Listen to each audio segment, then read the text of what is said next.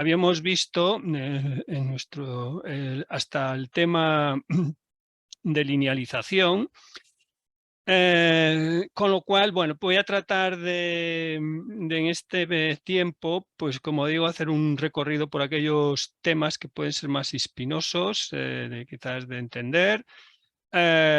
Y bueno, pues en cuanto sobre todo, vamos aquí, que habíamos acabado en el tema 3, en el tema 3, calibrar instrumentos, pues habíamos visto un poco la linealización de sensores, de servoválvulas, es decir, de convertidores de señal, de transmitter, o transmisores, o como llamamos, o bien convertidores.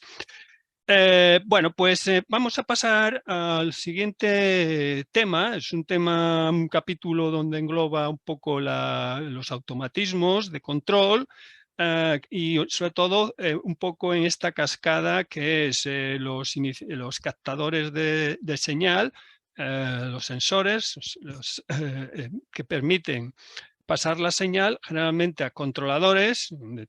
Hay distinta naturaleza de controladores, pueden ser tipo PLC, pueden ser tipo placa microprocesada, y ahí están las instrucciones del programador, las instrucciones del programa, qué hacer con determinados niveles de medida de los sensores para actuar sobre elementos actuadores como pueden ser, pues eso, motores, servoválvulas, y luego en este capítulo, como elementos finales de control, pues hay un poco, diríamos, toda la parte de robótica,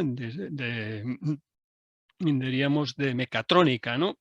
Entonces, bueno, pues es un capítulo que, como digo, en principio la función principal, yo lo he expuesto así, la función principal es capturar correctamente la variable, ya sea presión, temperatura, conductividad, etcétera. Elegir, va a ser importante elegir ese elemento palpador, ese elemento sensor. Tenemos elementos, diríamos, tradicionales un termostato, tenemos presostatos, en fin.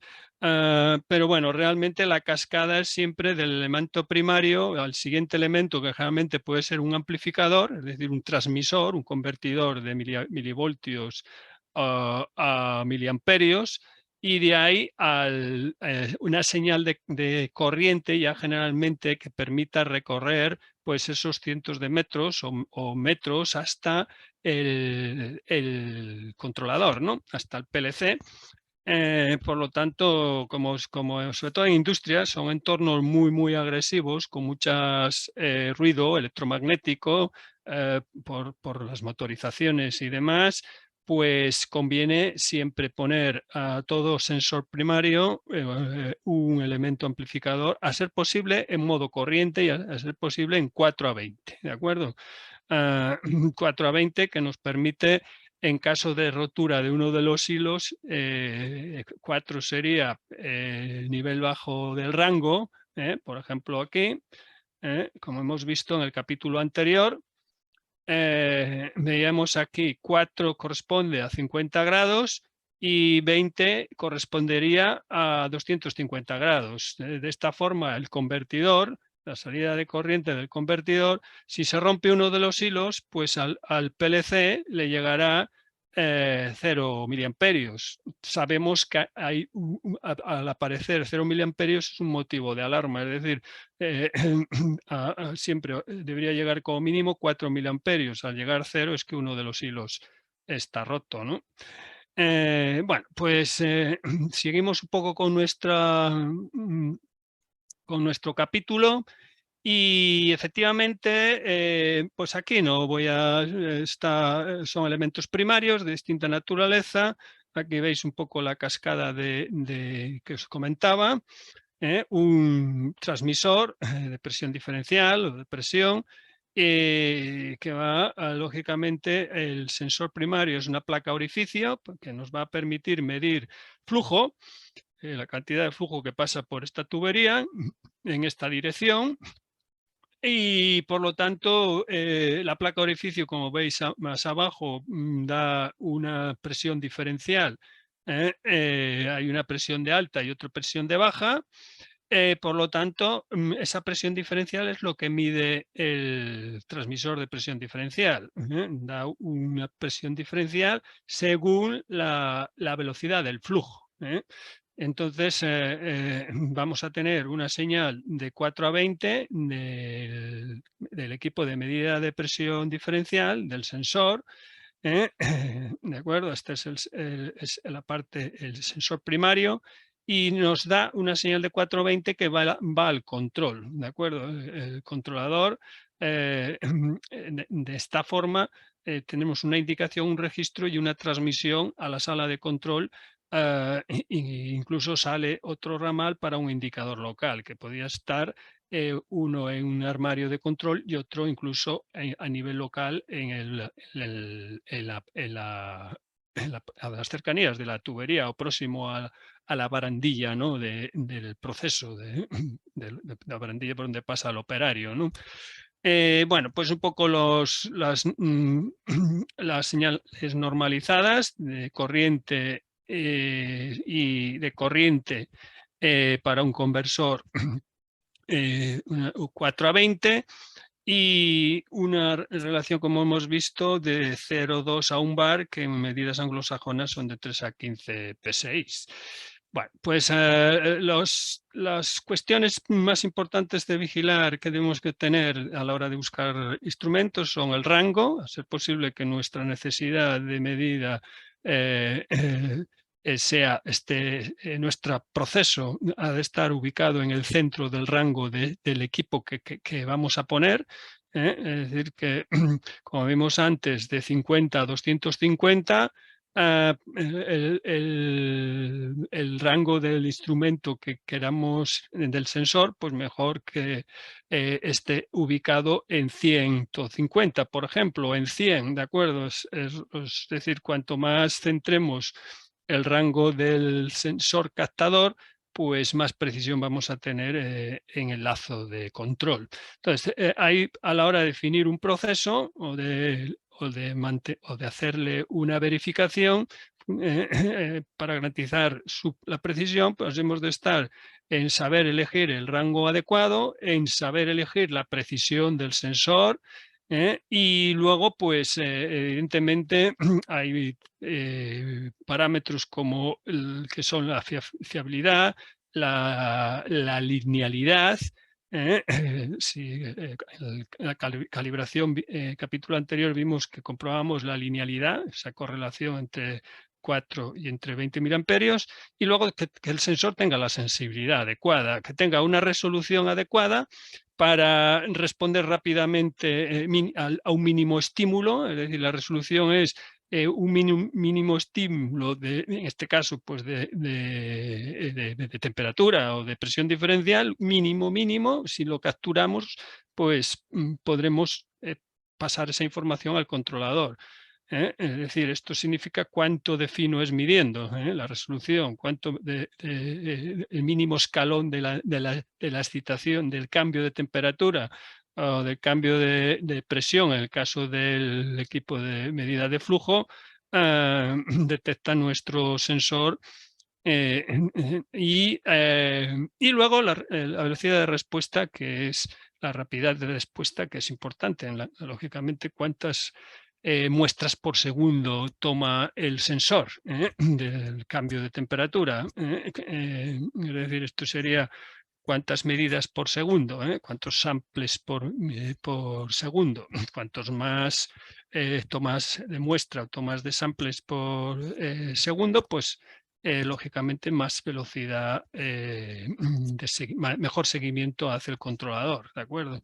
El controlador también tiene que tener una velocidad de procesado adecuada a la velocidad de medida de los sensores, y o sea, tiene que haber una correlación en, precisión, en exactitud, en estos parámetros, básicamente, ¿de acuerdo?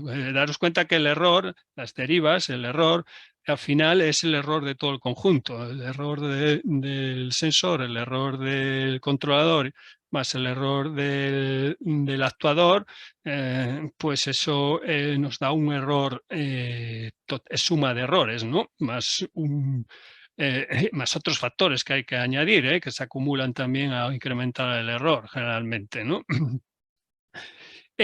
Pues los convertidores transmisores pues son esto que decíamos, son amplificadores de señal. Entonces, bueno, pues me he permitido aquí, para los que son más electrónicos, un operacional, un OP421, por ejemplo, o 741.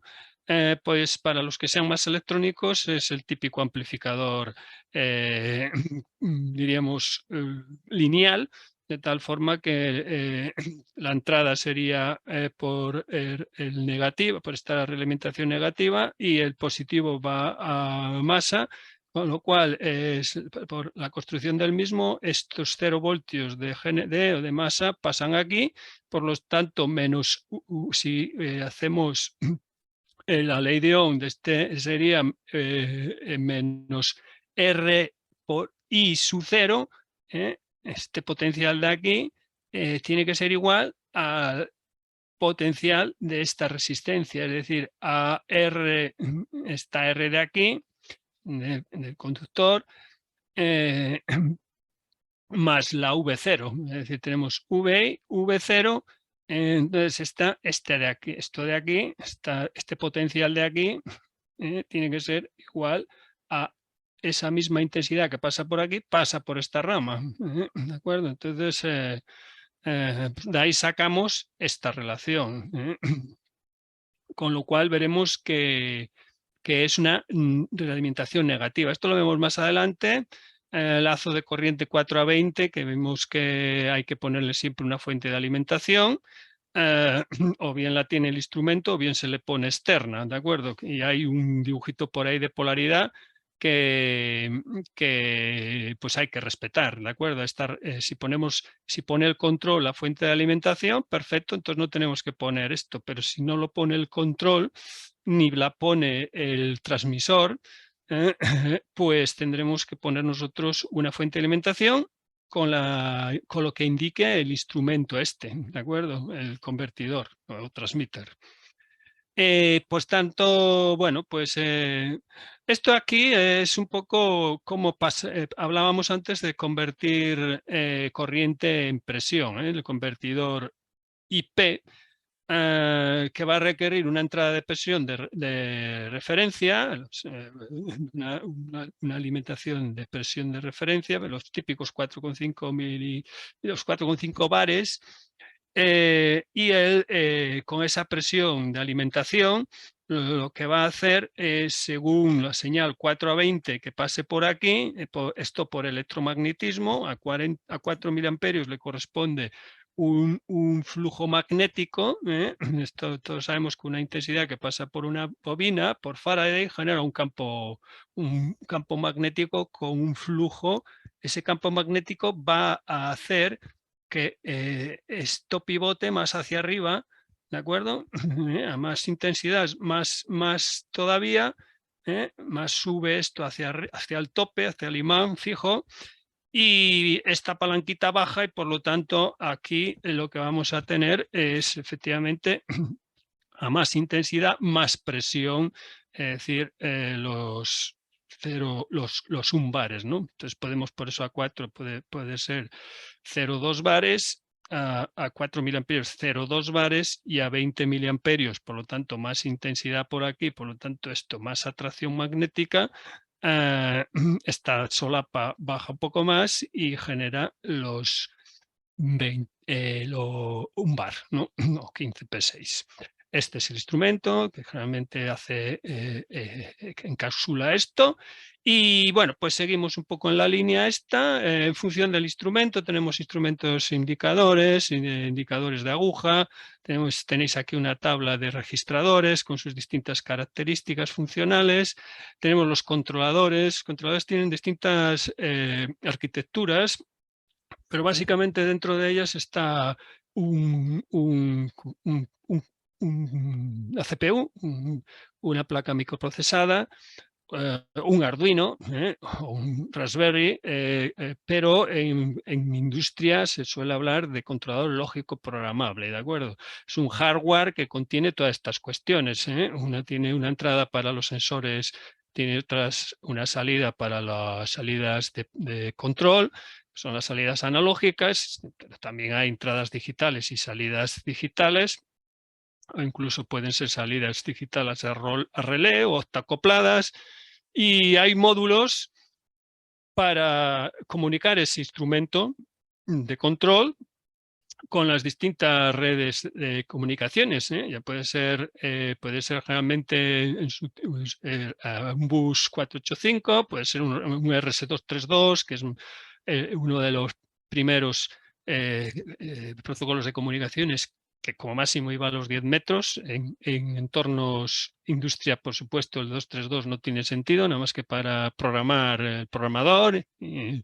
y industrial 232 generalmente se solía usar el 422, que es un 232, diríamos, diferencial y amplificado. Pero el 422 lo ha sustituido el RS485, el bus RS485, y mejor que los buses de RS485, que son, diríamos, diferenciales también en corriente, pulsante. Pues lo suyo es para entornos complejos, empresas con muchas motorizaciones y largas distancias, usar buses de fibra óptica, ¿no? Luego tenemos comunicaciones inalámbricas, pues de FM, de placas GSM, GPRS, UTMS, G4, G5, esto es todo tecnología móvil, de teléfono móvil, distintas generaciones. Tenéis un capítulo al final, el penúltimo capítulo, que os habla un poco de todos los protocolos de comunicaciones y os habla de ventajas y desventajas de ello, ¿no?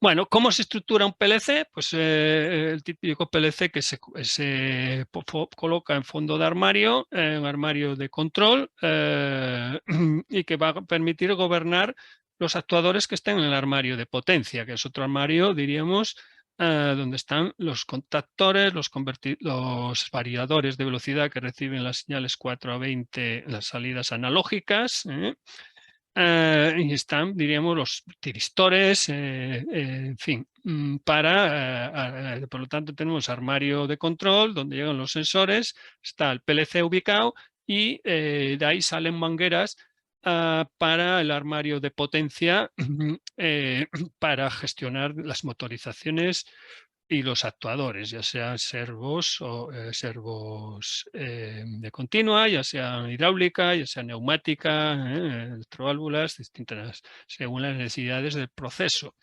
Entonces, bueno, todo sistema de control tiene una fuente de alimentación, la CPU, que es el cerebro y donde está la frecuencia de instrucciones. Las instrucciones, los millones de instrucciones por segundo que generan ahora con nuevos sistemas computacionales. Antes eran de megahercios, 8, 12, 12 megahercios, y ahora pues con la miniaturización de la electrónica, de los chips, diríamos, es este tema que hemos pasado de ausencia de chip y que todavía perdura un poquito, pues sí que es en cierta manera una competencia tecnológica de unas pocas empresas, el generar chip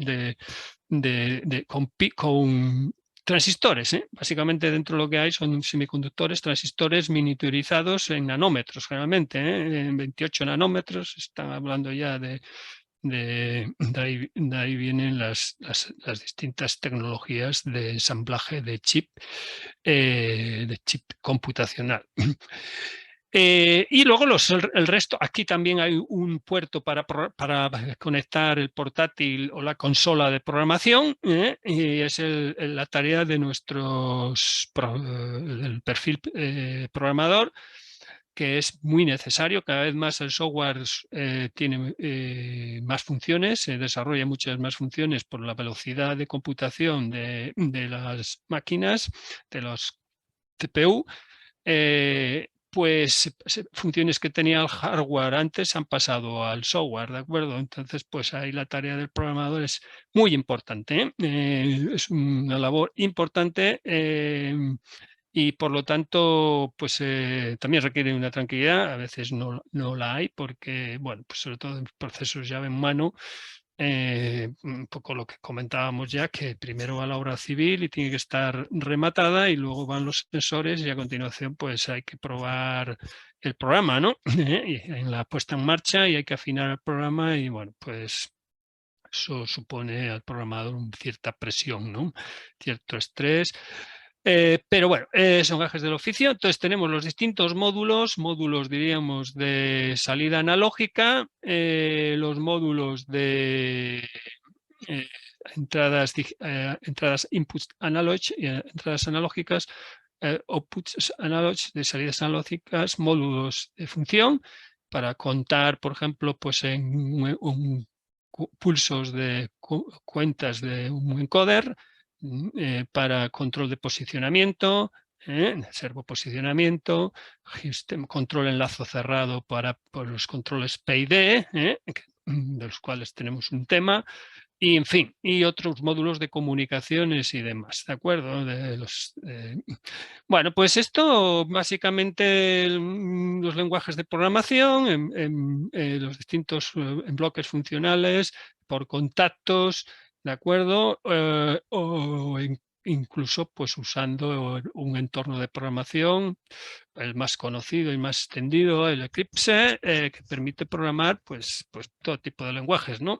C, Visual C, Java, en fin, es un entorno súper profesional, que permite programar incluso Arduinos y todo tipo desde luego, los lenguajes de programación más portable a un programador le interesa utilizar un lenguaje de programación a ser posible de alto nivel, o un nivel intermedio como puede ser C, pues porque, bueno, pues cuanto más el lenguaje, si es lenguaje máquina, es más arduo la programación y el seguimiento de la lógica del programa. Si programamos en un lenguaje de alto nivel, Visual C o C++, eh, pues vamos a tener ese lenguaje ya se acerca a la lógica, diríamos, humana, es más fácil de hacer una lógica microprogramada, ¿no?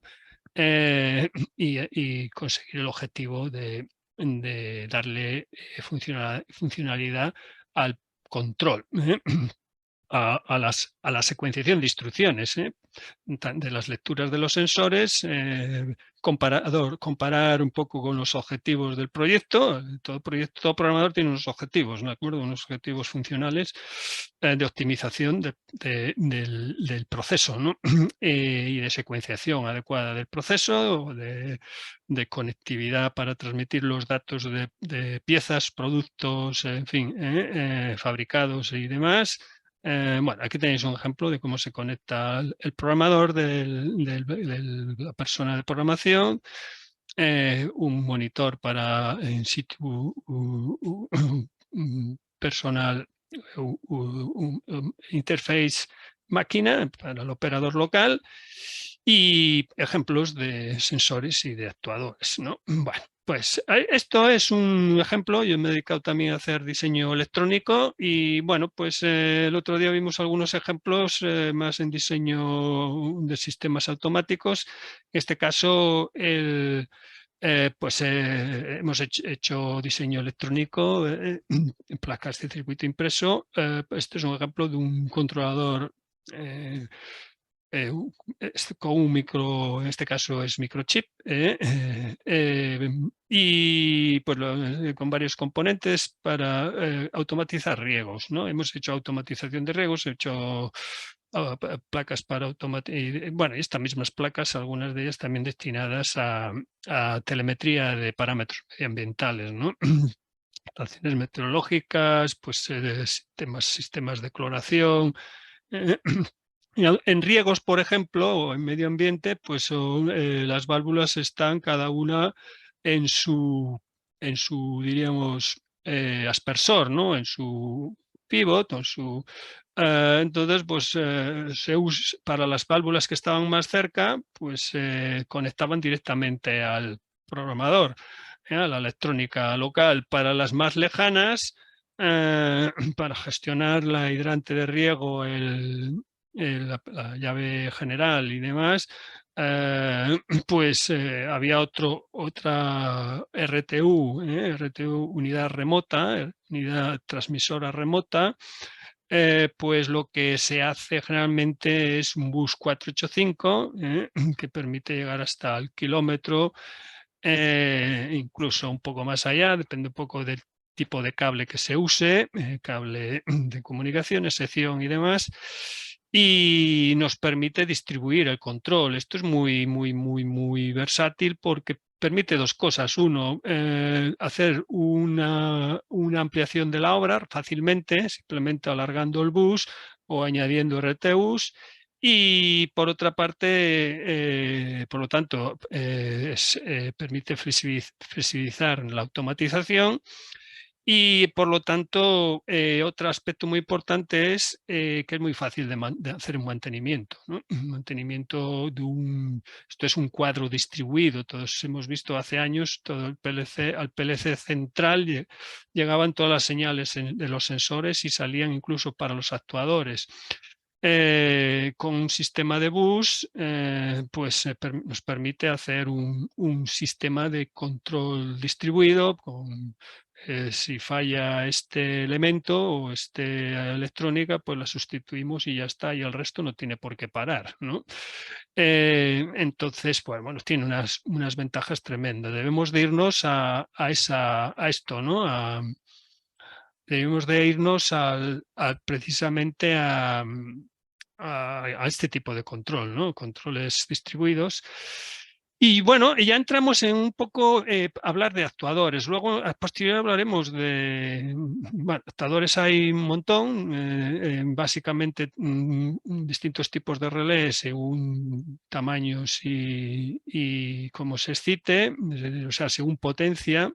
Los TRIAC tienen una funcionalidad, diríamos, de control de alterna, sobre todo para medianas y pequeñas potencias, y el tiristor, pues es otro dispositivo de regulación y control de potencia. Vamos un poco a ver un poco este tema, en el sentido de que rápidamente los relés, bueno, aquí tenéis un poco el relé, es un elemento electromagnético también, electromagnético en el sentido de que lo excitamos con corriente continua, corriente alterna, y él lo que va a hacer es atraer ese campo magnético genera la bobina, atrae la plaquita esta y plan, cambia el contacto de lo que era en reposo. Este terminal estaba en contacto con este. En cuanto yo excito la bobina con una fuente de alimentación, pues este balancín se pasa para allá y conmuta, ¿no? Bueno, pues ahí tenéis un poco la funcionalidad.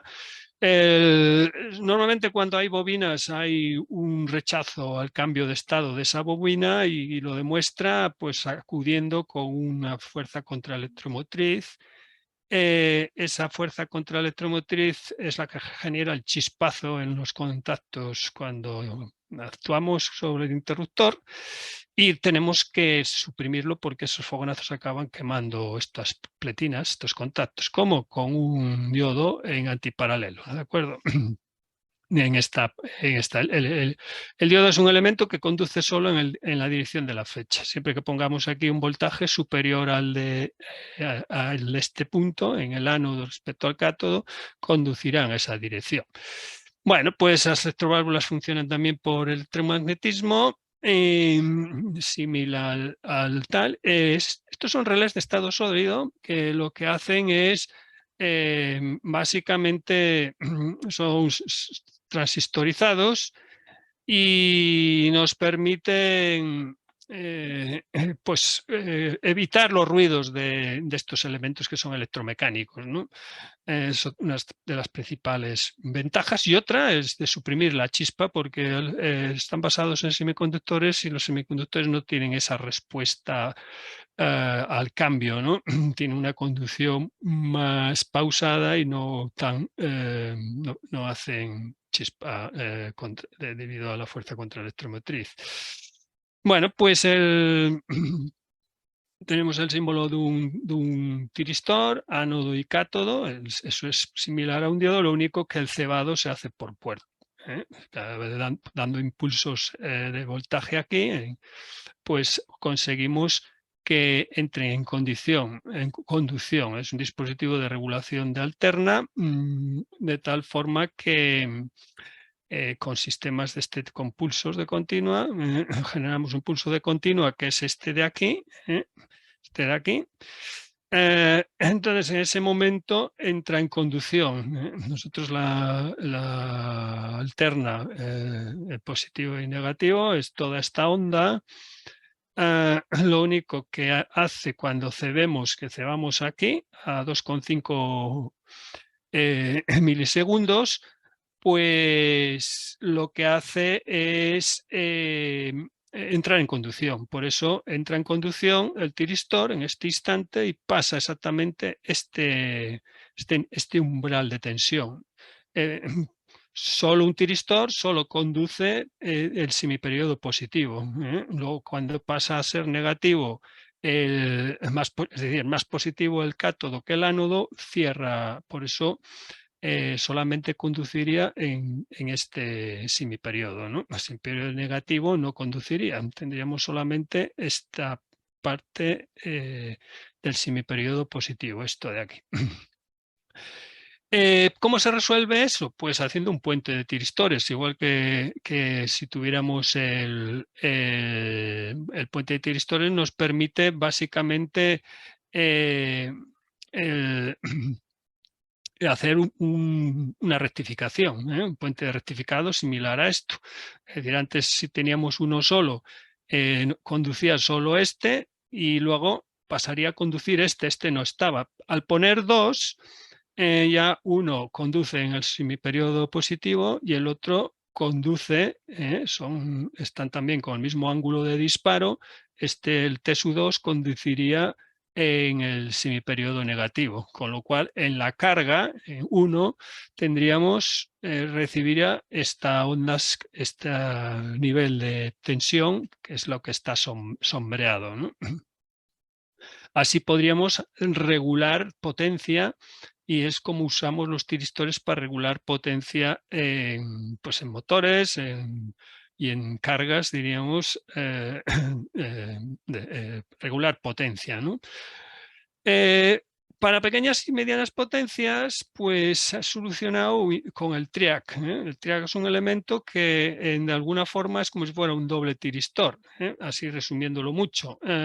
Solamente recibe un disparo único y él conduce tanto el periodo positivo como el negativo, ¿de acuerdo? Por eso es un instrumento muy fácil para hacer pequeñas automatizaciones de calentado. Se usa mucho para estufas, para pequeños hornos, para incubadoras, para, en fin, elementos de regulación de alterna, porque la electrónica de control del cebado es muy sencilla, la verdad es que es muy sencillo, incluso para regulación de velocidad de pequeños motores inductivos, ¿no?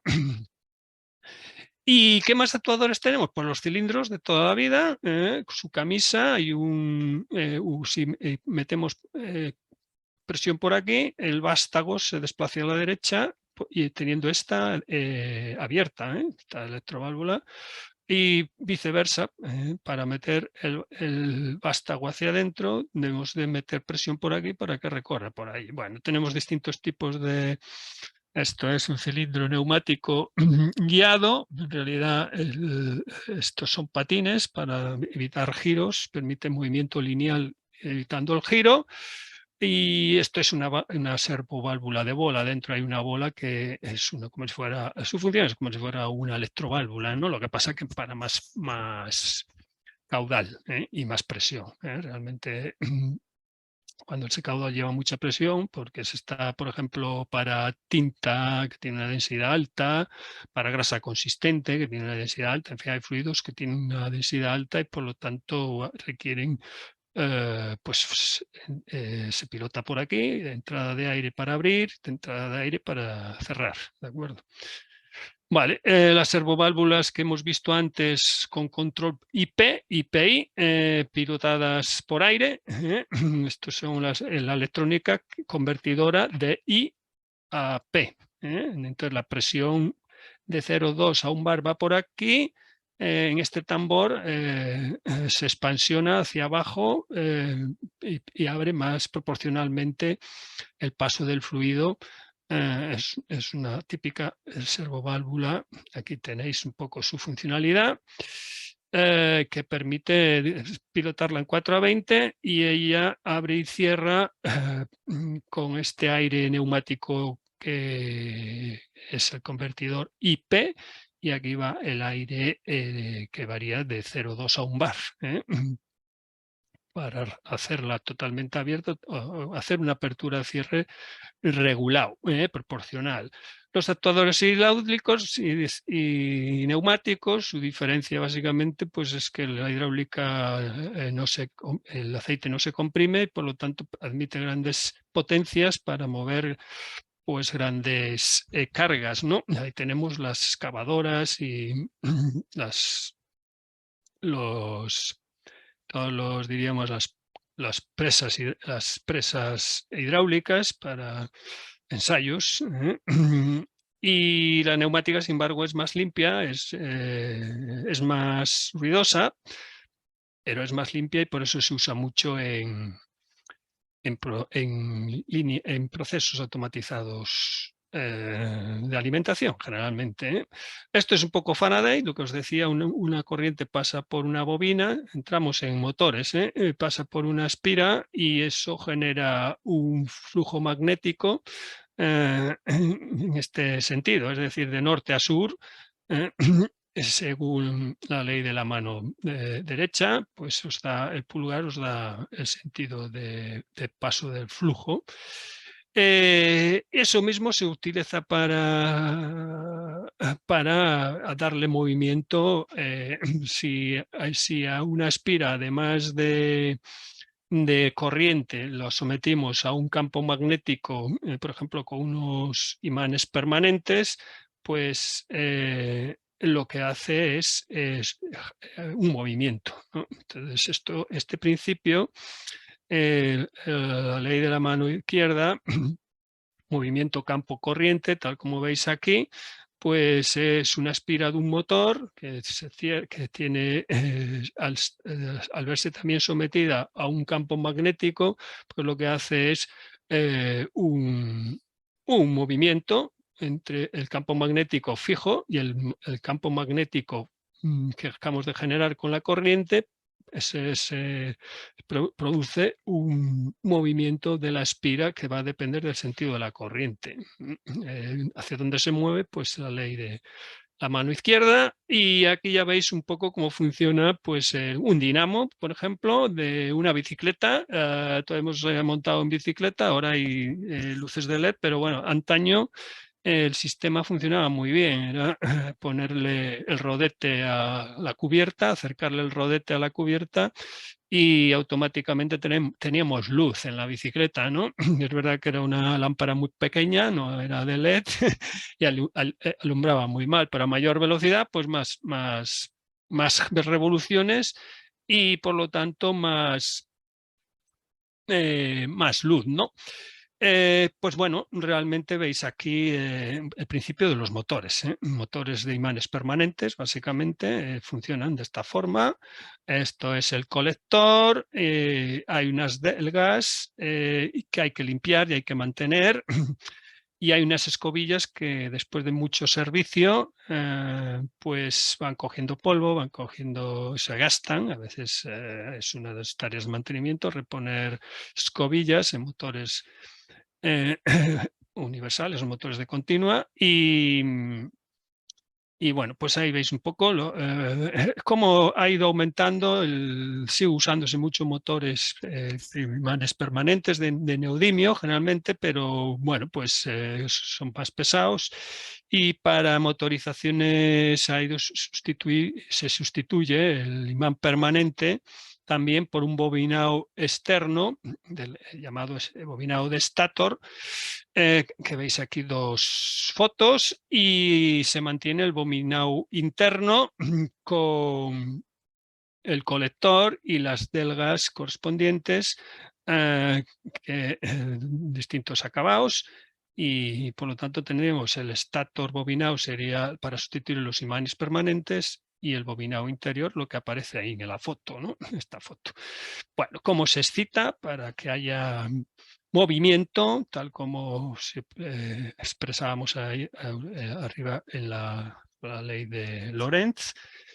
Y bueno, distintos motores, motores universales, el motor síncrono es aquel que va sincronizado con el campo magnético rotatorio. Y en la otra bobina lo que hay que hacer es cuando se pone el motor asíncrono. Hay que poner en la otra bobina y se intercala un condensador que lo que permite es desfasar la corriente para que, si no, lógicamente los campos magnéticos serían paralelos y no habría movimiento, ¿no? Entonces, diríamos, en este caso nos interesa poner un condensador para desfasar la corriente y que genere un par de arranque, ¿no? Es uno de los que a veces falla, ¿no? Bueno, ahí se explica un poquito. El motor, tenemos, por lo tanto, tenemos motor síncrono y motor asíncrono, ¿no? ¿De acuerdo? El motor síncrono es lo que he explicado aquí, con los imanes permanentes y demás, y el motor asíncrono es el motor, diríamos, universal, es el que lleva una bobina en el estator de excitación que genera un campo magnético. Ese campo magnético actúa sobre los conductores del rotor y ese campo magnético variable genera a su vez un flujo magnético en estos conductores, en la jaula de ardilla, que produce precisamente ese campo magnético que se genera, genera su propia fuerza de movimiento y es el que hace que se mueva y que gire, ¿no? Por eso requiere lo que decíamos antes, un condensador. Aquí tenemos los rotor, diríamos, que no son jaula de ardilla, no son bobinados, y son motores que van muy bien en el sentido de que, pues, cuando el par aumenta, una vez que está ya en movimiento, pues, cuanto más deslizamiento, más líneas de fuerza cruzan el conductor, más campo magnético y, por lo tanto, mayor fuerza. Y pues suelen tener bastante buen par, tienen un rendimiento fabuloso. Aquí veis un corte seccional y bueno, pues seguimos avanzando. Y esto me gustaría, bueno, pues de alguna forma lo comento así un poco plan rápido. Tenemos el motor trifásico, en este caso lleva 3 fases en estrella y o sea, en estrella desfasados 120 grados, de ahí estas ondas. Y lo que permite, pues tiene un comportamiento al incorporar 3 fases, los motores trifásicos.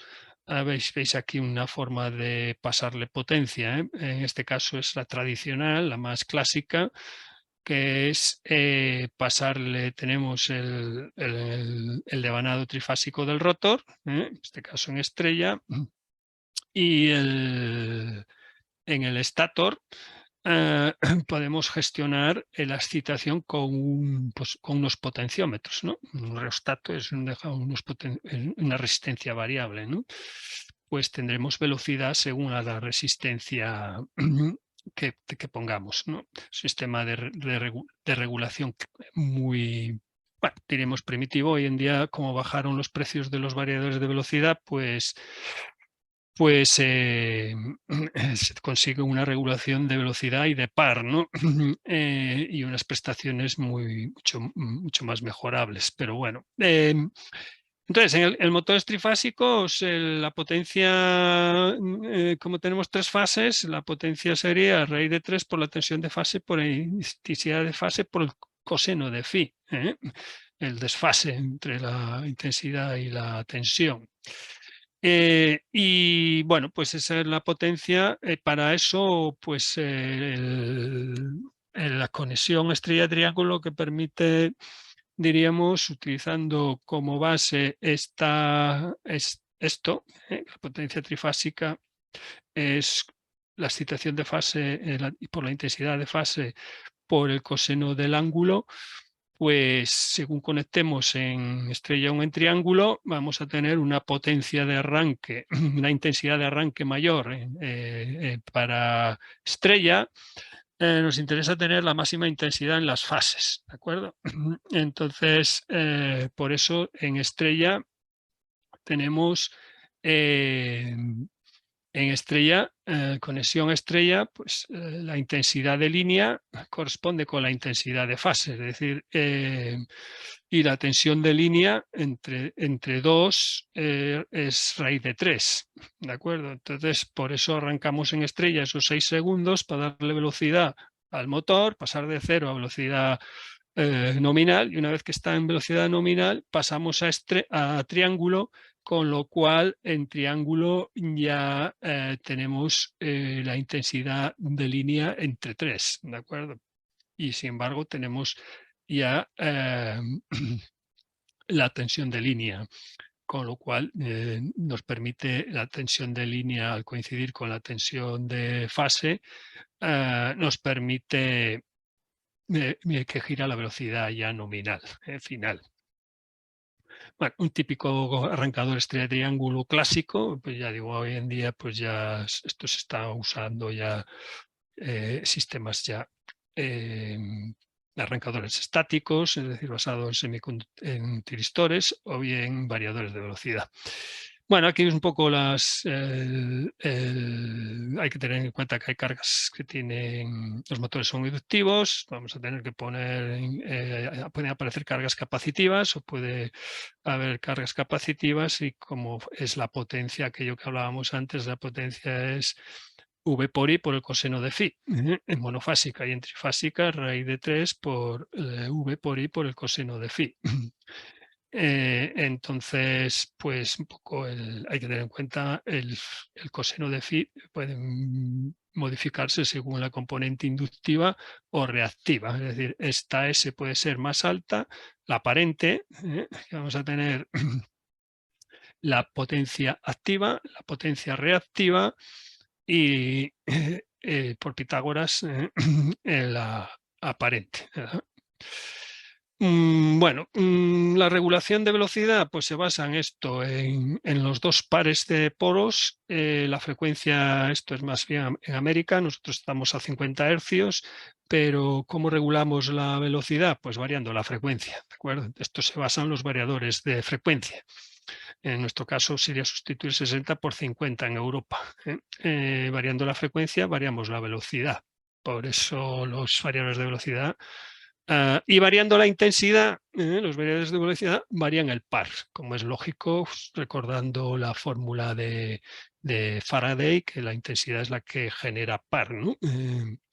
Es la que genera fuerza. Vale, pues nada, seguimos. Es que tenéis un variador de velocidad típico, y bueno, esta parte ya es reductores de velocidad, planetarios, tangenciales, en fin, piñón cremallera, bueno, un poco un servomotor, aquí va el motor, las coronas de reducción de la caja reductora. Tenemos que buscar una reducción adecuada a la velocidad del utillaje, a la velocidad de... Esto es lo que llamamos una cremallera, un piñón cremallera. Y bueno, pues hay que hacer una labor también de saber el número de pasos, el grosor del filete, para que en los usillos, el usillo nos convierte un movimiento rotatorio, pasarlo a lineal, ¿de acuerdo? Entonces, la precisión va a depender del grosor del filete, tiene que haber una proporción de ese grosor del filete y, por lo tanto, hay que pensar un poco en a qué velocidad vamos a mover esto, que necesite el proceso y con qué precisión lo vamos a posicionar. Si es para un posicionamiento de alta precisión, pues nos interesa que el filete sea estrechito, ¿no? También depende de la fuerza que arrastre este posicionador, pues igual requiere filetes más gruesos. Hay que buscar un equilibrio y hay que estudiar un poco esfuerzo mecánico, en fin. Motores lineales basados en estirar el estator, en este caso, bueno, se ponen polos, en este caso se invierte un poco la tecnología, los imanes de neodimio van por dentro y lo que se excita es el estator de forma lineal para hacer un movimiento lineal. Distintos pórticos en X y Z para ser posicionado. Esto es SMC, es un fabricante, pero bueno, tiene Festo también. Hay varios por el mercado. Bueno, aquí pues es una diapositiva, diríamos, con la mayoría de sistemas de acoplamiento, de sensores de medida sin contacto magnéticos, de encoder, de acoplamientos flexibles para motores y eh, distintos sistemas Bueno, pues este capítulo lo vemos ahí y bueno, documentar la instrumentación no me voy a detener porque bueno, es más que una literatura y se soluciona bastante con lectura. Voy a ir directamente más hemos visto motores, documentar. Me interesa un poco centrarme aquí en el sistema de control de toda esta parte que es la que el sistema de control PID. Pues es un sistema que trata de mantener un actuador, un proceso en un set point, es decir, en una consigna. Entonces interviene como el sensor, interviene el controlador. Aquí estarán los parámetros PID y actuarán esos parámetros PID sobre la salida que actúa sobre el elemento final de control, aportando al proceso más energía o menos. Si es para dar calor, pues y necesito calor, este dispositivo aquí llegará más señal y el tiristor dejará pasar más corriente al elemento resistivo, si es resistivo, o al quemador de gas, si es por gas, para dar más calor al proceso. Entonces, bueno, ahí hay unos parámetros, la cascada de control, lazo abierto, lazo cerrado. Lazo abierto es lo que hemos hecho toda la vida, cuando calentábamos una olla nosotros de forma manual, y en lazo cerrado, que es lo que tiene interés para la automática, es lo que hemos visto al principio, cerrar el lazo con el sensor, el controlador, el elemento final del control, los parámetros PID que actúen automáticamente según el programa que hemos definido sobre otra vez el lazo. ¿Qué parámetros aquí tenéis un esquema un poco lógicamente, de lo que llamamos realimentación. Está la consigna y hay aportaciones a la consigna, y está la entrada y hay aportaciones positivas y negativas dependiendo del exceso de energía que haya en el proceso. Entonces, el tema de los controles PID se basa P es el inverso de la ganancia, que hemos visto antes en el operacional, I es la constante de integración y D es la constante derivada. Bueno, pues realmente esto es la unidad de control con las clemas, el bornero este es un PLC, al final y al cabo, y esto es, diríamos, otra forma de representar un lazo de control. Bueno, ejemplos de controladores. Un distinto, este caso de Honeywell, el VC1000, VC1500, bueno, características y prestaciones, básicamente lo que más importa es qué naturaleza el sensor, qué señal nos va, qué señal nos va a entrar del sensor. Y otra importante es qué salida de control vamos a tener, ¿de acuerdo? Si es 0 a 20 miliamperios, si es 4 a 20 miliamperios, en este caso, si es 0 a 5 voltios, 0 a 10 voltios, es decir, nos interesa la parte del tamaño, pues saber, aparte de la protección ambiental, IP55, 65, 68, lo que sea, el tipo de sensor que señal va a recibir el controlador y qué señal de salida va a salir hacia el actuador. Luego el resto es, pues diríamos, el algoritmo de control PID, si va a ser todo o nada, o lo llamado controlador on-off o todo o nada, es decir, el típico, por decirlo de alguna forma, contactor, que no deja de ser un on-off, y una banda proporcional o bien derivativo, o bien diríamos control PID, que es un poco lo deseado, ¿no? Luego las comunicaciones y demás. Entonces, bueno, pues aquí tenemos un ejemplo, por ejemplo, de un autoclave, un sistema que tiene que mantener a 134 grados, como en el controlador, en el PLC, pues tenemos que indicar la constante proporcional, la constante de integración y la constante derivativa. Vamos a ver un poco cómo hacemos esto. Probablemente en este caso nosotros cuando arrancamos un proceso, por ejemplo, de calor, realmente es parte de la temperatura ambiente, es decir, que sube de 20 grados, si tengo que subir vamos a ver luego un ejemplo, a 90 grados, pues tiene que subir desde 20, que es la temperatura ambiente en ese momento de darle iniciado al proceso, sube y claro, como sube desde muy abajo, en el primer instante se le va, ¿no?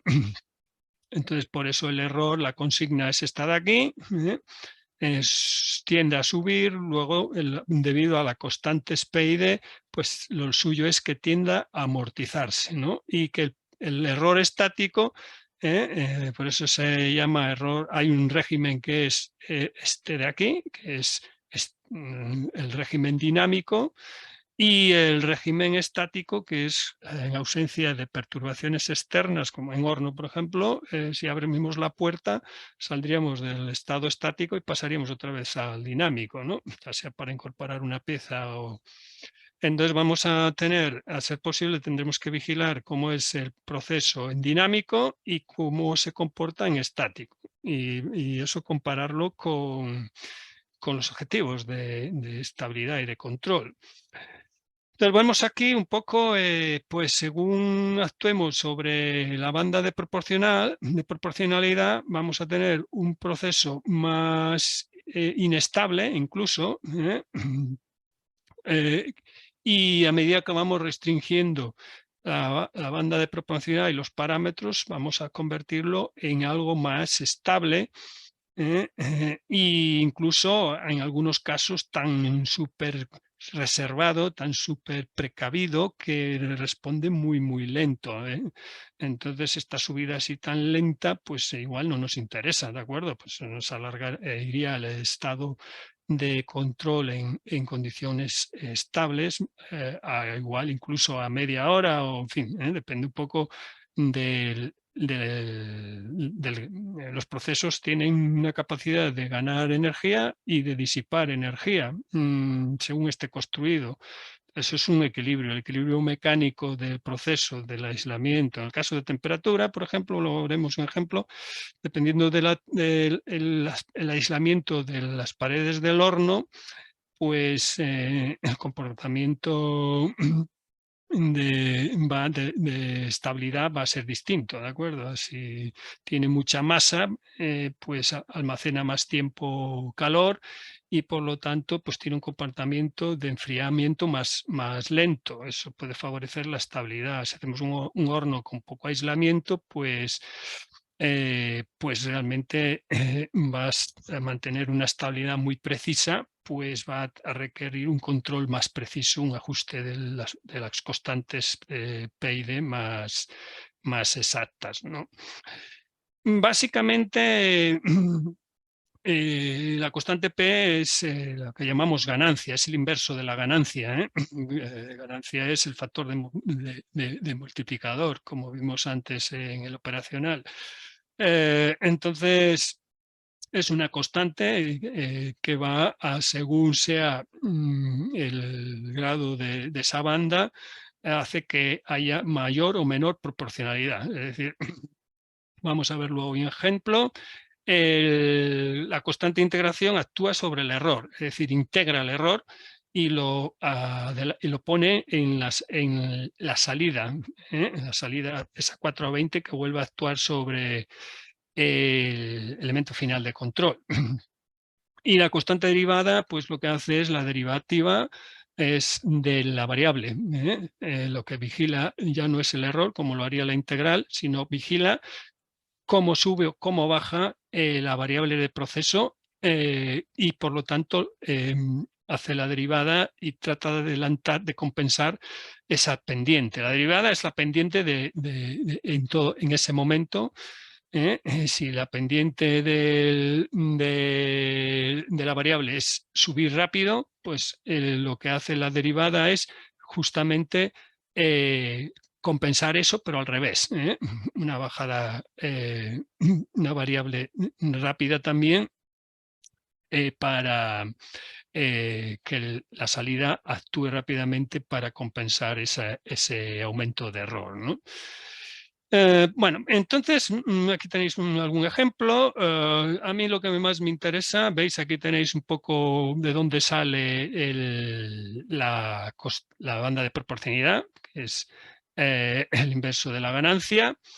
Es el mismo OP741 que vemos antes, nos sirve de base para que los que sean más electrónicos vean cómo funciona la base de un controlador PID, un controlador en este caso proporcional. Y bueno, pues vemos un poco que la banda de proporcionalidad, a medida que la aumentamos, pues la salida de control se hace más proporcional.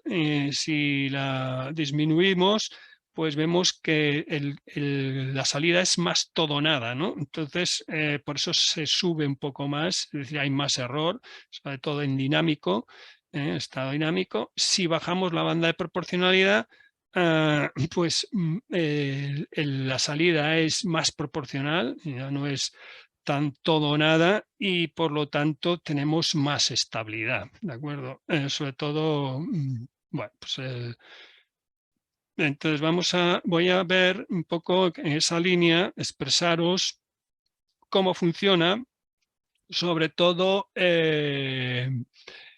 cómo me interesa, vamos a ver aquí a compartir. Y os voy a compartir una cosa que es esto de aquí, que es un proceso, bueno, está hecho un poco a mano, luego veremos. En cualquier caso, podemos ver, esto es un esquema de un horno, luego veremos cómo actúan las distintas bandas, ¿no?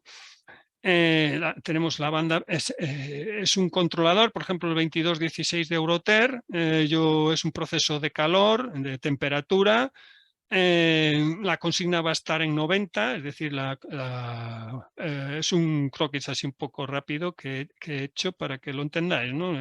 Podría estar más mejor dibujado, pero bueno, lo importante es, el error que queremos es más o menos 1 grado, y la consigna, como digo, va a ser 90 grados. Entonces vamos a usar un controlador de Euroter, por ejemplo el 2216, y lo que vamos a tener es pues la 220, que, como veis, va a una resistencia calefactora de 1200 vatios, pasa por un relé, un contactor, y este contactor podría ser, podríamos, un tiristor y demás, pero bueno, para que se entienda, he puesto un contactor, porque el contactor va a recibir del relé de salida del controlador PID cuando tiene que conducir. Este es un relé de salida de potencia, el elemento final de control que actúa sobre este relé, este contactor, y que deja pasar, digamos, potencia al horno. Y aquí tenemos un termopar, que puede ser un termopar tipo K o tipo J, y que entra directamente a la entrada del sensor del Euroter, ¿de acuerdo? En el momento que le damos, nosotros cargaremos con piezas el hornito este, cerraremos la puerta y automáticamente la haremos a encendido, ¿no? Tendremos parametrizado con las teclas tal para la consigna subir a 90, pero la sala está a 20 grados, por lo tanto él subirá y nos hará pues un poco esperemos, nos traza un poco esto en torno a 90 grados. Y yo supongo, primero, ¿cómo parametrizo yo la banda de proporcionalidad? Pues vamos a suponer que tiene una banda de proporcionalidad de 10.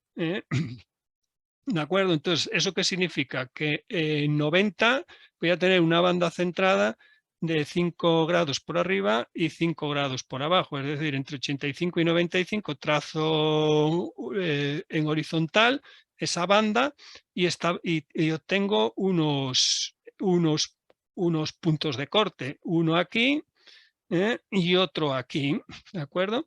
Entonces, eso los trazo hacia abajo y me dan los puntos de cambio del todo a nada y de proporcionalidad. Es decir, aquí no tengo nada, 0% de salida de potencia en la resistencia calefactora del horno, y aquí arriba 100%, ¿de acuerdo? Es decir, desde que yo lo enciendo, sube automáticamente a 100, se mantiene al 100% de paso de potencia hasta que llega aquí a la banda inferior, al nivel inferior de la banda proporcional. Automáticamente ahí, ¿qué pasa? Que hay proporcionalidad, es decir, que a medida que la temperatura sube, la potencia va a ir bajando, ¿de acuerdo? Baja ¿hasta dónde? Hasta el nivel alto de la banda de proporcionalidad. Entonces ahí, en ese momento, vuelve a haber un 0%, y así sucesivamente, ¿de acuerdo? Luego, ¿qué pasa? Que el calor se va perdiendo calor, entramos en el nivel superior de la banda de proporcionalidad, es decir, en este punto vuelve a aumentar la potencia desde 0 hacia 100%, hasta la banda, hasta el nivel inferior de la banda de proporcionalidad de 10, en este caso, que es la que estamos, ¿de acuerdo? Bueno, pues así tenemos este trazado que va desde 0%, cuando hay mucho calor, a un nivel de proporcionalidad que es el azul, esta pendiente azul, hacia el 100%, cuando estamos por debajo del límite inferior de la banda de 10, pues en ese caso aplica otra vez el 100% de potencia, es decir, los 220 voltios. Y así vamos viendo, funcionaría un controlador con una banda de proporcional exclusivamente activa de 10. Si aumentamos la banda, en vez de 10 lo pasamos a 20, banda proporcionada de 20, entonces nos vamos, que tengo una banda centrada en 90, 10 por arriba y 10 por abajo, es decir, de 80, y es el nivel inferior de la banda de 20. Por eso, ¿y qué pasa? Hacemos lo mismo que antes, trazamos las líneas, los puntos de corte, inferior y superior, y vemos que, uy, qué bien, perfecto, se me alarga el tiempo de proporcionalidad, ¿de acuerdo? el límite inferior de la banda se alarga hacia aquí, y el superior de la banda, cuando la temperatura sube, el nivel de cambio a 0% ya está aquí, no es aquí, es aquí. Es decir, por eso se alarga el tiempo de proporcionalidad. Este es el control que nos interesa, que haya más proporcionalidad y que no haya tanto todo o nada, ¿no? Es decir, y por eso pues suele ser más estable, ¿no? Es decir, que... Entonces, bueno, esto en cuanto a la banda de proporcionalidad. Luego habría que sumarle esto es lo que se llama la P de proporcionalidad. La I de integración, si la tenemos activada, pues significa que además corrige el exceso de error. Aquí yo tengo sobre 90, aquí tengo también sobre 90 este error, todo esto de aquí. Hay un error que va siendo cada vez más mayor. ¿Eso qué significa? Que la I, a medida que el error es mayor, también en este caso reduce la salida de potencia, porque tenemos exceso de potencia aquí, ¿no? Entonces, la acción integral es una integral entre t sub 1 y t sub 2 de la función, de la variable, de cómo varía, por diferencial de t. Esto de todas es, sabemos que una integral es integrar entre un tiempo previo y un tiempo posterior, es un área, ¿de acuerdo? Entonces es incorporar este exceso para disminuir el error. En este caso, quitar potencia. Y en el caso de, por lo tanto, ya vemos cómo actúa la integral. La integral es cómo nos interesa disminuir el error, ya sea positivo, es en este caso positivo, si es positivo disminuye potencia, si es negativo, como es este caso, pues aumenta potencia, instante a instante a lo largo del... Vale, pues entonces aquí tenéis un poco qué pasa con la salida de potencia. Es la suma de la banda de proporcionalidad, la integración y la derivada. La derivada es, como decíamos antes, y aquí se tiene en cuenta el error, el error respecto a la consigna, y en la derivada solamente, exclusivamente, la pendiente. La acción derivada es la derivada de la función respecto a t, es en todo momento la pendiente. Es decir, que si sube mucho, si la variable está subiendo mucho, eso significa que hay que quitar con la misma pendiente, pero en sentido contrario, la salida de potencia. Entonces, la derivada se usa con cuidado, porque eso, si el error sube mucho, si la variable sube mucho, actuar sobre la salida con una pendiente con un valor igual pero inverso, pues a veces genera muchas inestabilidades. Hola, sí, sí, Jesús. Ajá. Vale. Es que no sé si me queréis hablar o comentar alguna cosa. Si no, sí. Sí, no se ve en texto. Ajá. No lo ves no sale proyectado, no No, está, ahora no. no está compartido. A ver. Ah, a ver. ¿Ahora? ¿Lo ves, Jesús? Ok, sí, perfecto. Vale. ¿Qué se ha perdido? ¿Un ratito o mucho rato? Hace un momento porque como que me dio sueño y no lo vi ahora recién que lo estoy viendo. Vale, vale. Bueno, estaba comentando esto, ¿no? Que tenía un lazo de control que en principio igual no quedó grabado, pero bueno, repito, tengo un controlador PID y quiero gobernar un horno.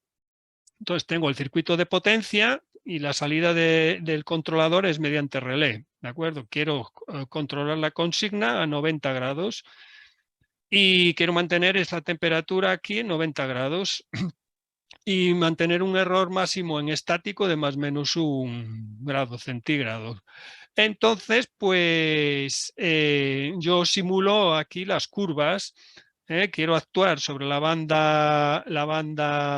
sobre la constante proporcional, sobre la integración y sobre la derivativa.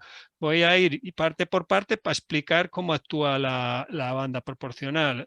Si simulo una banda proporcional de 10, decía que tengo en 90 centro la banda esa de 10, entonces sería el límite inferior de la banda proporcional de 10 sería 85, es decir, este punto, y el nivel superior de la banda sería 95, es decir, que tengo, cuando el calor vaya, desde que yo enciendo, cuando el calor suba, llega al límite inferior de la banda, y si tiro hacia abajo, en ese momento inicia la proporcionalidad.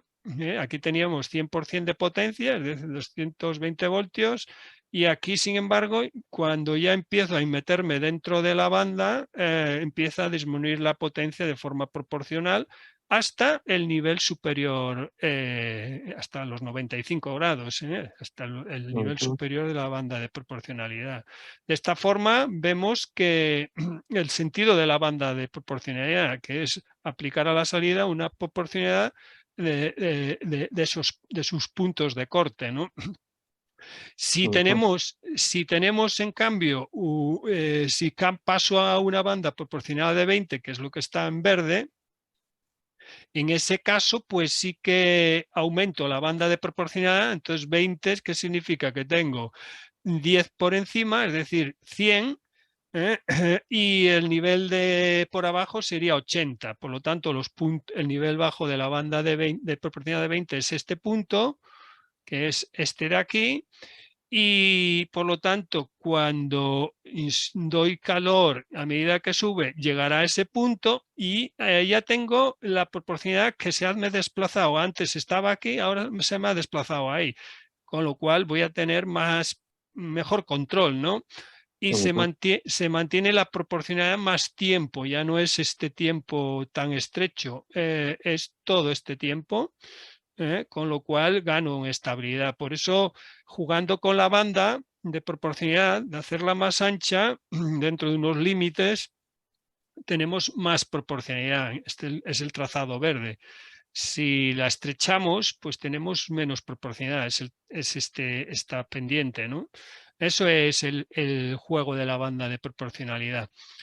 Y para ver la integración, porque decíamos que si podemos activar solamente la banda proporcional y dejar la constante y el I a off, y la D a off, que es lo que si queremos sintonizar a manual, primero desactivamos estas, las ponemos a off y jugamos con la banda de proporcionalidad. Cuando tengamos cierta estabilidad, activamos la constante de integración, le vamos dando valores, y cuanto más valor, la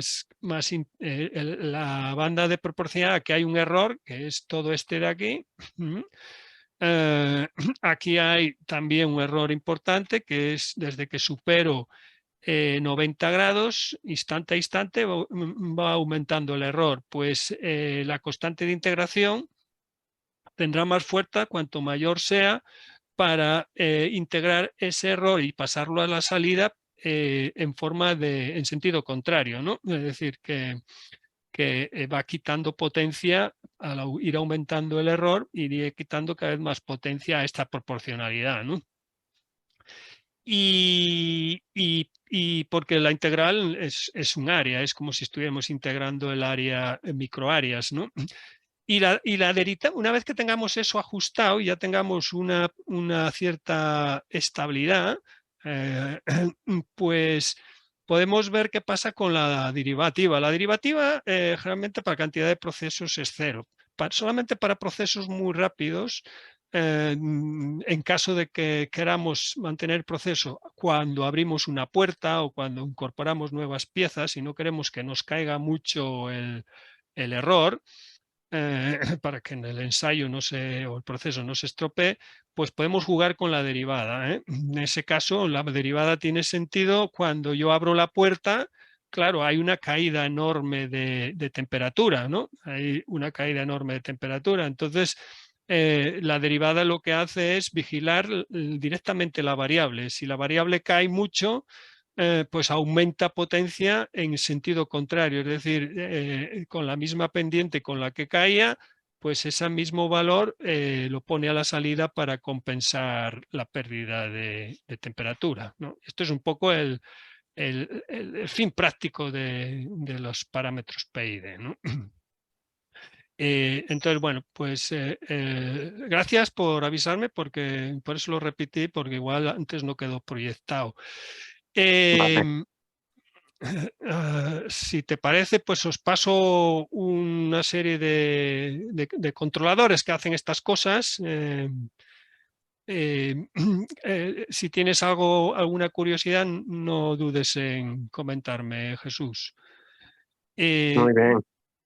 Tenemos, por ejemplo, en esta línea algunos controladores que puedo mostrar. Voy a ir aquí, a ver un momentito, ¿dónde los tengo? A compartir. En este caso, un momentito. A ver,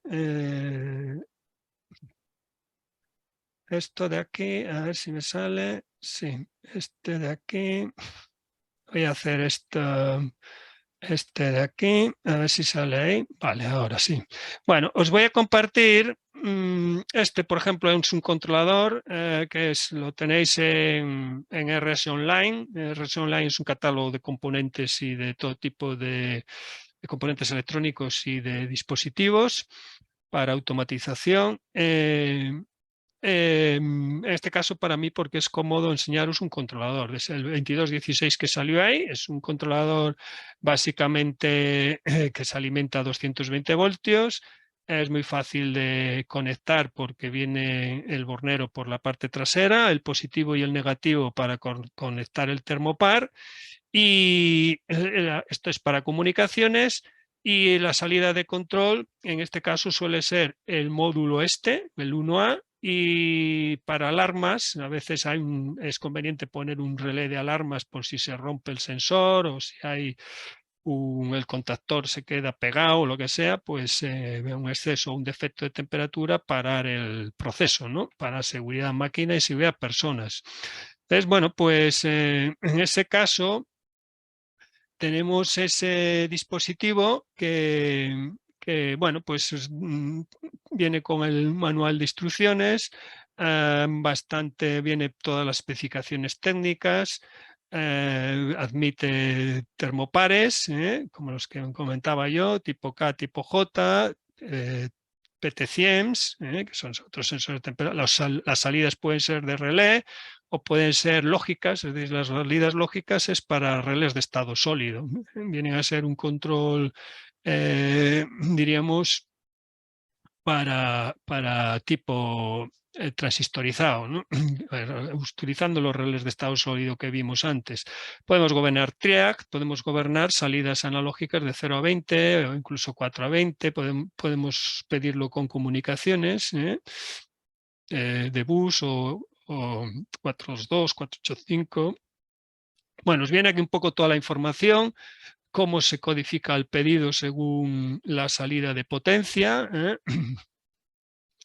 Si es control PID, como hemos visto, un poco lo típico sería, pues para una salida de salida 4 a 20, sería H7, aquí en este es la salida 2. Si tenemos salida de alarma, pues sería una salida relé de alarma o una salida de frío para los procesos de frío-calor. ¿De acuerdo? La salida 3 podemos también pues, ponerla una alarma, una salida relé para alarma. Bueno, pues vamos, las comunicaciones. Bueno, es un poco desde un punto de vista del sensor, ¿qué tipo de sensor? Admite todo tipo J, que es muy común, el tipo K es el más común, porque admite un rango de hasta 1372. Aquí es donde digo que no podemos pretender que nos dan los rangos máximo y mínimo de funcionamiento del sensor orientativo, pero debemos buscar, pues si estoy en para trabajar en rangos bajos, pues va estupendamente, por ejemplo, cualquiera de ellos, el K, el J, pero bueno, es conveniente buscar sensores y hacer trabajar a estos sensores en el rango medio, a ser posible, ¿de acuerdo? Un proceso que sea pues el de termopar tipo K, que va hasta 1372, hacerlo trabajar pues como máximo en 900, en 800, en 500, en 200 va estupendo. Vamos, a baja temperatura, el problema es cuando hay muy alta temperatura. Ahí veis que el tipo S llega hasta 1700. Entonces, para muy alta temperatura, mejor el tipo R o el tipo S, ¿de acuerdo? Bueno, pues así... aquí os explica un poco cómo conecta el termopar, si es una PTC iría así, la alimentación, el relé de alarma y un poco las salidas de comunicaciones. Bueno, en este caso veis un poco las distintas... entonces vamos a aquí...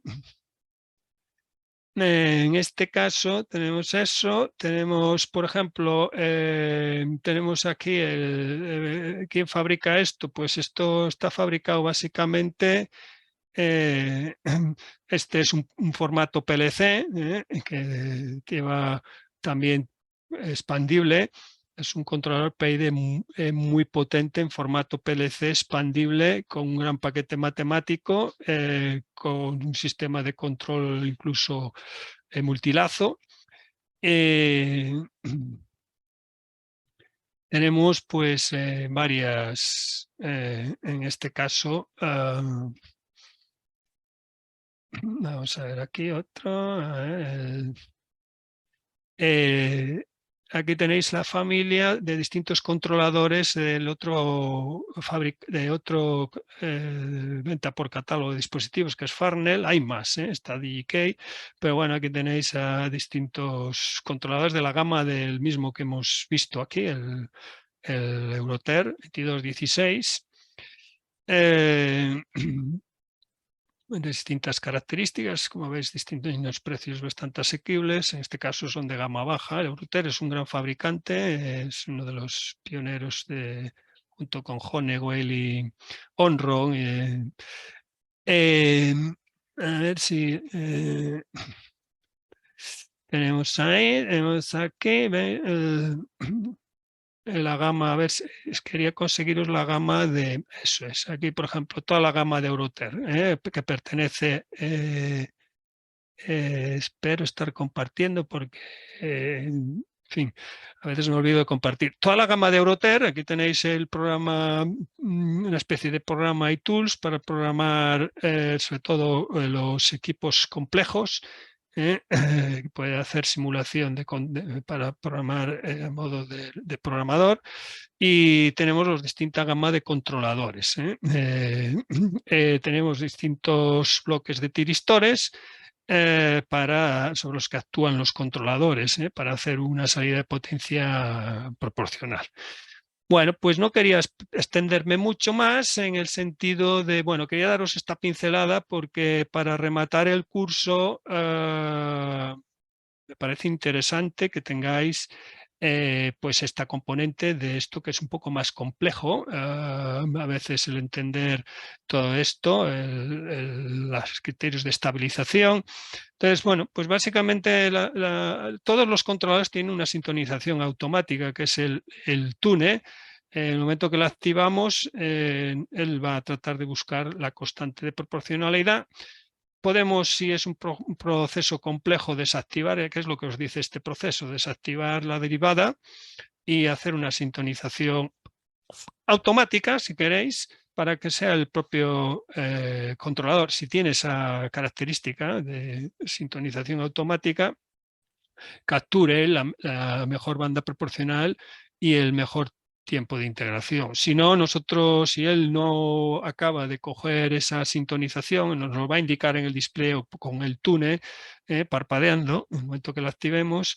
Si a lo largo de un tiempo prudencial vemos que tenemos que estar en este proceso, tenemos que estar in situ, no podemos dejarlo ahí al pairo a ver qué pasa, ¿no? Tenemos que estar vigilantes cómo va cogiendo el proceso calor y si vemos que en automático no lo coge, tenemos que ir simulando tiempos de integración y bandas de proporcionalidad nosotros manualmente, ¿no? Pero bueno, generalmente, salvo que sea un proceso muy complejo, los controladores así tipo Euroter, un poco más desarrollados, generalmente permiten eso, ¿no? Entonces, bueno, aquí entramos en el campo de los sensores. Yo creo que en sensores no hay gran conflicto. Generalmente no voy a... Entonces, quería comentaros esta parte del control PID. Si tenéis alguna dificultad, pues hacérmela llegar a través del foro. Hay un apartado de detectores muy variado, como veis, de medida. Me he extendido bastante en sensores con sus distintas características porque el mundo de la automática lo principal es elegir el sensor adecuado. En prestaciones, en la forma de protegerle del entorno, del medio ambiente, es decir, si es un ambiente ácido hay que ponerle un protector, una camisa o una protección tipo teflón o tipo teflón si hay además alta temperatura o tipo nylon para eliminar el agente corrosivo de ese ambiente químico, ¿no? Entonces, bueno, pues el elegir el sensor adecuado es fundamental para lograr éxito en la automatización y evitar el mantenimiento, ¿no? Hay un abanico amplio de lectores de sensores electroquímicos, que expreso ahí un poco cómo funciona, y luego hay la familia de fotoeléctricos, que bueno, pues aquí cada vez hay una gama más amplia de sensores de medida fotoeléctrica, que la luz es, como sabemos, una longitud de onda, que aporta a veces energía también, hay que decirlo, tiene energía en función de la frecuencia. Esto, pues Einstein y demás llegaron a esa famosa conclusión y es cierto. Es decir, por ejemplo, tenemos un rango de todas las longitudes de onda en las cuales nos servimos. Entre ellos están las frecuencias muy bajas, muchas de ellas que no las oímos, y onda media, onda radio, está la televisión UHF, VHF, pues son ondas de longitud de onda 1 metro, la frecuencia en este caso de 10 en gigahercios, megahercios. En el caso de microondas, que son por ejemplo las de Wi-Fi, Wi-Fi está en 2,4 gigahercios, está en entorno de las microondas. La telefonía móvil está también en esta misma entorno, comparten bandas vecinas. Eh, el infrarrojo, pues proviene del sol también, nos detecta, es esa longitud de onda que emitimos según el tipo la cantidad de calor que tenemos, irradia calor, los cuerpos irradian infrarrojo. Pues nos detectan las fotocélulas y luego entramos en la gama de visible, que es nuestro sensor especial, que es la vista. Vemos esta gama de longitudes de onda. Esta gama, fijaros que estrecha comparada con la que hay en el espectro radioeléctrico. En el verde, por ejemplo, estamos en 530 nanómetros. Y bueno, pues eso significa que el verde lo vemos así porque vemos exactamente esa longitud de onda. El resto de colores es esa longitud de onda reflejada por ese objeto. Entonces, en eso se basa para capturar muchos gases. Para analizar gases, hay gases que rechazan una longitud de onda, reflejan una longitud de onda, entonces determinada. Entonces, sabemos que es el gas que hay y por la cantidad de reflejo, por la concentración de gas. Estas de aquí son peligrosas, son los famosos ultravioleta A, B y C. El A y B son los que nos poníamos morenos en los salarium, hasta que nos dijeron que, ojo, que puede ser peligrosillo si no está bien mantenido. La C es la que se usaba y se usa para desinfectar agua. Por lo tanto, ojo con la exposición a ultravioleta C. No mirar directamente con la vista, eso es, pues fastidia. Estamos en un entorno cerca de un nanómetro, el C es 254. Y esa longitud de onda empieza a ser perjudicial. Todas las que son hacia la izquierda son perjudiciales para la salud. La de un nanómetro es rayos X. ¿Por qué son perjudiciales? Porque un nanómetro, por ejemplo, es el diámetro del núcleo de una célula, de nuestro tejido. Entonces, esta onda, además de la longitud, lleva una energía añadida y esa energía pues bombardea el núcleo de la célula y las deteriora, ¿no? Si nos exponemos mucho, pues estamos quemando células que nos generarán inflamación y daño, ¿no? Y a la larga incluso como son los rayos gamma y los rayos cósmicos, los alfa, los gamma, pues llevan, además de esa longitud de onda, gran energía. Por lo tanto, desintegran las células y hacen que dejen de funcionar, ¿no? Vale, pues nada, un poco en esa línea por el interés que tiene a nivel, cada vez más, a todos los niveles, ¿no? Para análisis de gases, para análisis de electromedicina sobre todo, nos aprovechamos para visión, para detección para metrología, para dimensional. Entonces, bueno, pues esto es un poco los distintos elementos, todos estos sensores se basan en eso que he comentado antes de medir en una determinada longitud de onda para detectar y cuantificar calidad y cuantificación del material. Bueno, pues lo vamos a dejar aquí. Está un capítulo importante de comunicaciones que, bueno, yo creo que en principio no hay así algo he comentado de las comunicaciones inalámbricas cada vez tienen más interés. Tienen mejor cobertura, son más robustas, comunican a más frecuencia y se puede utilizar pues, para mediana distancia, en el caso distancia personal, como es el Bluetooth, distancia corporativa, como es decir, de empresa o oficina, como es Wi-Fi, y elementos de más longitud, como puede ser el 868 MHz para banda libre en telemetría o 109 MHz en telemetría.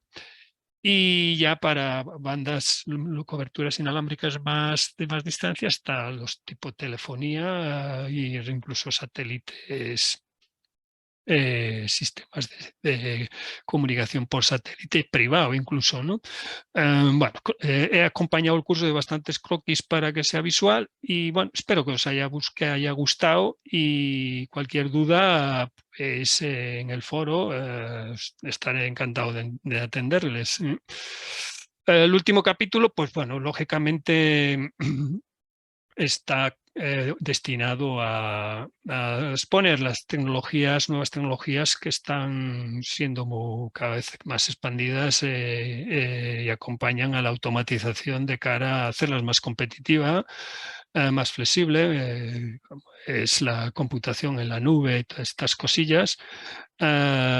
Entonces, pues nada más. Por mi parte,